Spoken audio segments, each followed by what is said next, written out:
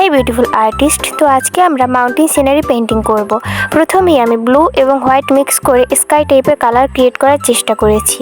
যদিও আমি water colour use করেছি, কিন্তু এখানে আমি কোনো ধরনের পানি ইউজ করিনি। পুরো ক্যানভাসে স্কাই কালার করা হয়ে গেলে আমি উপরের দিক থেকে একটু ব্লু কালার ব্লেন্ড করে দিব। এবার আমরা ব্লু কালার দিয়ে মাউন্টেনের শেপটা আঁকবো। মাউন্টেন আঁকার সময় আমাদের খেয়াল রাখতে হবে যে বেইজের থেকে একটু ডার্ক শেডের কালার ইউজ করতে হবে। মাউন্টেনে ডার্ক কালার দেওয়া হয়ে গেলে মাউন্টেনের চূড়া থেকে হোয়াইট কালার ব্লেন্ড করে যেতে হবে, এতে মাউন্টেনটা অনেকটা রিয়েলিস্টিক মনে হবে। এরপর মাউন্টেনের চারপাশে মেঘ দিতে হোয়াইট কালার ইউজ করতে হবে। তবে মনে রাখতে হবে মেঘ আঁকতে প্লেন ব্রাশ ইউজ করা যাবে না, একটু এবড়ো থেবড়ো ব্রাশ ইউজ করতে হবে।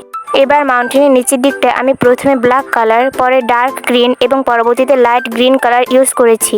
পেইন্টিংয়ের ক্ষেত্রে আমাদের সব সময় ডার্ক কালার থেকে লাইট কালারের দিকে যেতে হবে। এবার আমি ব্ল্যাক কালার দিয়ে কিছু ডালপালা দিয়ে দিয়েছি। এবার আমি পিঙ্ক এবং হোয়াইট মিক্স করে চেরি ব্লসম ফ্লাওয়ার ক্রিয়েট করেছি।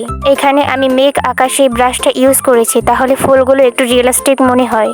নিচের দিকটা খালি খালি লাগছিল, তাই আমি উপরের মতো নিচেও ফ্লাওয়ার ক্রিয়েট করেছি।